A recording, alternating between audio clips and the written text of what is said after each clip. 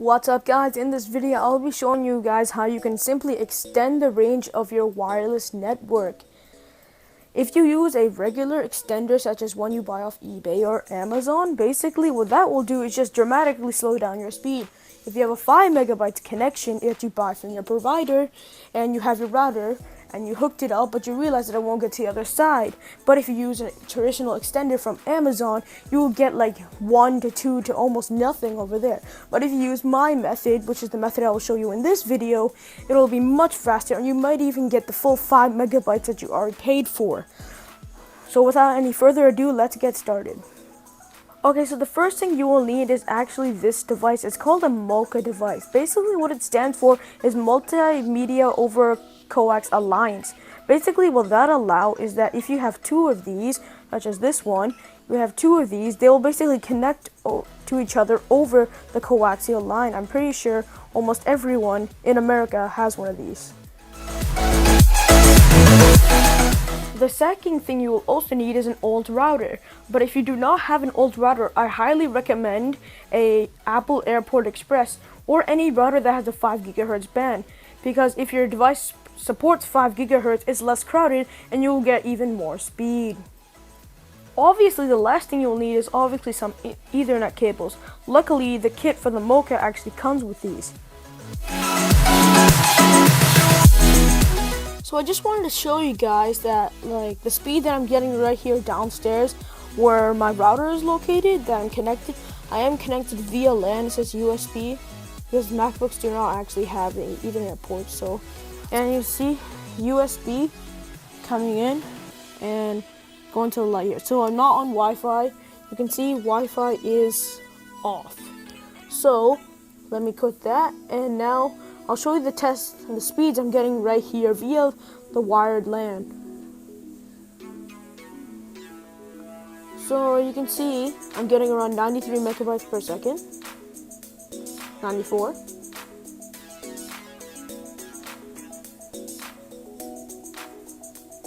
And the upload is, I paid for 20 uploads, so for some reason I'm getting 40, that's weird. Anyways, you can see this is the speed that I'm getting right here, and I am wired. I can show you the activity light. There you go, it was. And then this just goes to my network switch. As I'm sorry for the mess, this is actually my home theater. Can I get 15 likes and I'll do a review of my home theater. So this is the first adapter. It could be either the input or the output. They're both pretty much the same thing. So where you would connect the coaxial that's coming from the wall, you would connect that into the coax in. And the one, for example, if you have a satellite receiver or whatever, you would plug that into here. It won't like disrupt your standard, so you do not even need to get a splitter. That's the cool thing about this. And this is pretty explanatory, this power supply. This is just the Ethernet that you'll use to coming in. So this is the wire coming from my wall, this is the coaxial coming from my wall, and this is the one that's going to my TV. And then this is just the power supply, and this is the Ethernet coming from my router. Make sure one of these devices has to come from your router. The other device will go to the thing upstairs, I will show you in a little bit. And then this is the coax in, coax out, Ethernet in, and power in. So the first thing you just want to do is simply just put the coax in from your wall, and you just want to plug that in here. It's a simple coax cable. It's pretty self-explanatory, it's just a screw. So just plug that in right here. And then you want to take the one, this is the one coming from your TV or satellite box that was originally connected to the wall, but you connected this wire. So you just connect that one in here. And then this is the wire coming from your switch or router. This is very important. It has to be coming from your switch or router. This is the first unit. Plug that in. And then simply just plug the power supply. Also note, make sure you put the one that's coming from your router first, and not put the one that's going to be upstairs. So put the unit that connects to your router first. So guys, I forgot to mention one thing. Also, what you want to do is that you want to name your secondary router as your old router, or you got an Airport Express off Amazon, whatever you got. You want to name it the same exact name as you named your previous router, so your device can just automatically hop onto it. So, for example, your main router is Tom, then this router will also be Tom. It has to be the same or else your device won't just flick onto it. And also make sure if you have an old router, it's not like an access point, but if you have an Airport Express, it's already configured as an access point. But if you have an old router, you'll have to turn on DHCP. So I'm going to be connecting basically this is the upstairs unit where your dead zone. Well, I recommend placing this in the middle of your house, so like it will just extend to your dead zone. Or you can place it to your dead zone, it's your choice really. So now, since there's no TV here, I only need to put a coax in. There was recently a TV here, but now there's not, so I just plug the coax in like this. Simple. And then now, you just take an Ethernet cable, regular Ethernet cable, and just plug it in. And now, obviously, power. And then you just wait.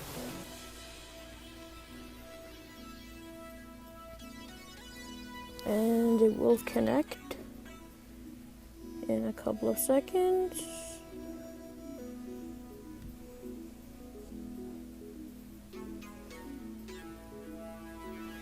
Okay. So now once you configured your router, set your SSID, or if you had like a router that's not the Airport Express and has DHCP, once you turn that off, make sure you turn that off. You can find any tutorial on the internet or YouTube. You can find many things on how to turn that off. So now just take the device, take it from here. See that Ethernet cable is coming out? Take the other end, plug it into your router or Airport Express, whatever you got, and you just want to plug it in. It will blink amber. It's trying to get a connection. And you can also watch the light on here. It will turn green once it realizes that there's something connected to it. Okay, so now it is working. Like I see, it says Ethernet there, and now it says this, and now it's broadcasting a signal to this end. Okay, so I have actually connected the stuff already. You can see the MOCA adapter. I hid it behind my bed to give a nice nightstand look. So now here is the Airport Express. Green is for good.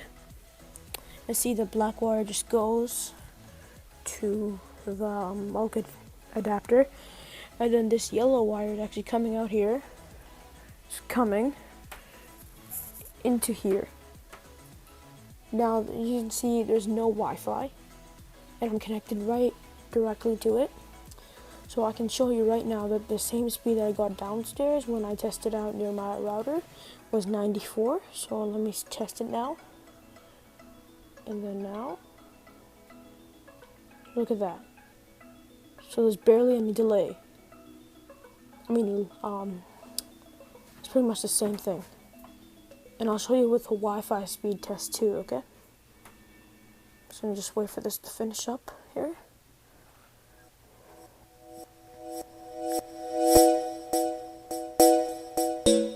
You guys can see it is running off this. It is blinking. And 22.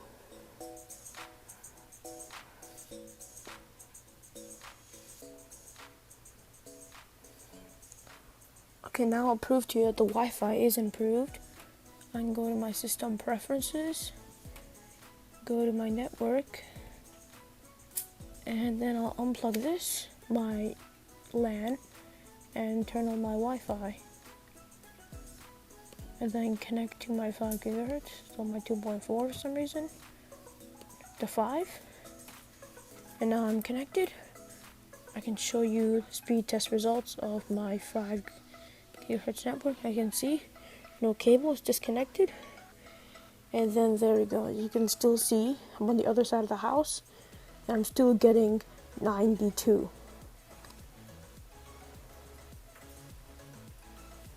All around there.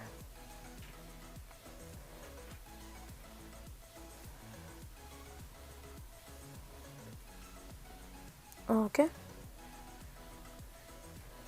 And now it's testing the upload.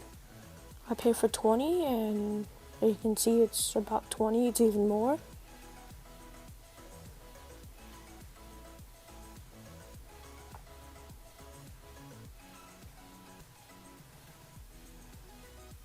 There we go.